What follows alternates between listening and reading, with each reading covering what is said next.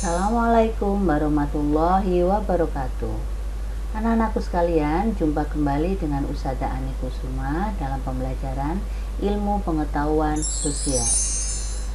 Hari ini kita akan belajar mengenai karakteristik penduduk. Tetap bab 1 ya. Oke. Apa yang dimaksud dengan penduduk? Penduduk adalah semua orang yang tinggal pada suatu wilayah dan terikat dengan aturan-aturan yang berlaku, serta saling berinteraksi secara terus-menerus. Atau bisa diartikan, penduduk itu adalah sebagai orang yang tinggal mendiami suatu tempat. Paham ya? Nah, anak-anakku sekalian, penduduk di Indonesia setiap 10 tahun sekali itu didata. Proses pengumpulan, pengolahan, dan publikasi data kependudukan itu dinamakan sensus penduduk. Jadi kalau kalian dengar apa itu sensus penduduk, adalah proses pengumpulan, pengolahan, dan publikasi data kependudukan.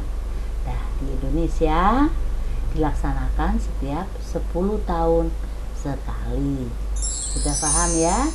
Nah, sekarang ke persebaran penduduk.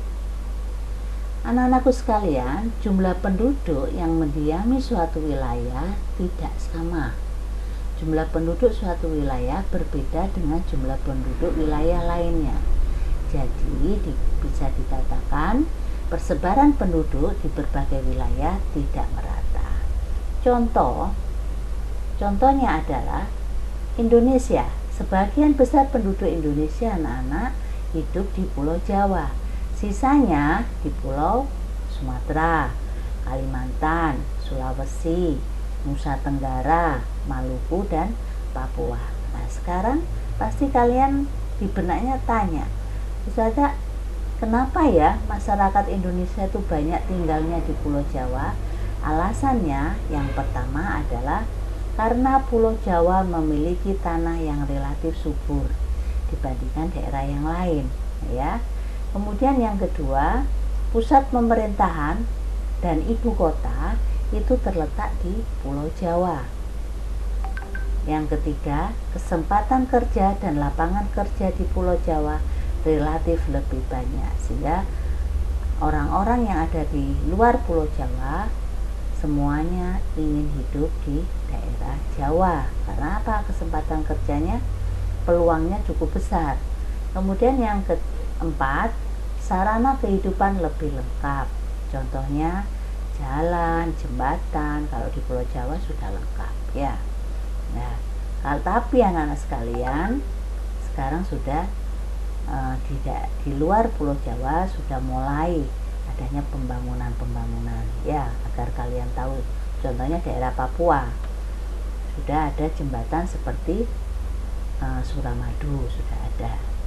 Oke, anak-anakku sekalian, berkaitan dengan persebaran penduduk yang tidak merata mengakibatkan kepadatan penduduk yang tidak seimbang.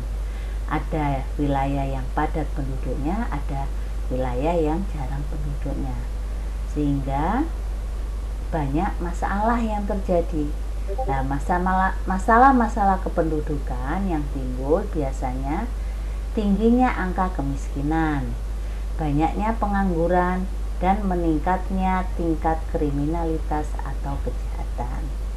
Jadi, sebagai kesimpulannya, jika persebaran penduduk tidak merata, terjadi masalah-masalah yang cukup rumit di masyarakat. Ya ini salah satunya tingginya angka kemiskinan, banyaknya pengangguran, dan meningkatnya tingkat kriminalitas dan kejahatan.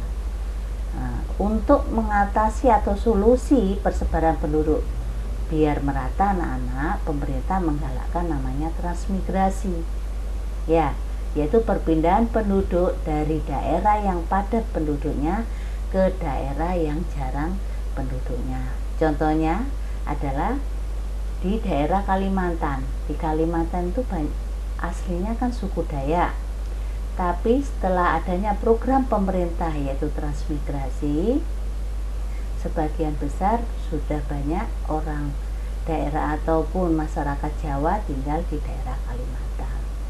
Ya, oke, dilanjut sekarang ke pertumbuhan penduduk. Apa pertumbuhan penduduk, Ustazah?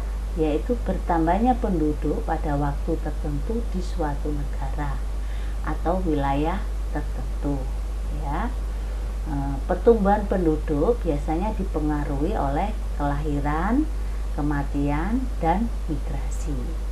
Nah, sekarang ke kelahiran. Kelahiran adalah kelahiran bayi hidup yang terjadi pada suatu daerah dalam jangka waktu tertentu. Faktor penunjang adanya kelahiran adalah yang pertama, banyak penduduk yang melakukan kawin di usia muda, ya. Kemudian ada anggapan banyak anak banyak rezeki. Ada anggapan banyak anak dapat membantu pekerjaan orang tua, dan anak merupakan penerus keturunan, terutama anak laki-laki. Nah, nih, sekarang faktor yang menghambat kelahiran. Pemerintah menggalakkan program keluarga berencana atau dikenal dengan KB. Kemudian timbulnya kesadaran terhadap penundaan perkawinan usia dini. Yang ketiga, semakin bertambahnya banyak wanita bekerja atau wanita karier. Yang keempat, ada aturan pemerintah mengenai pembatasan tunjangan bagi pegawai negeri untuk anak-anaknya. Oke, paham sudah? Sekarang ke kematian. Kematian adalah keadaan menghilangnya semua tanda-tanda kehidupan secara permanen.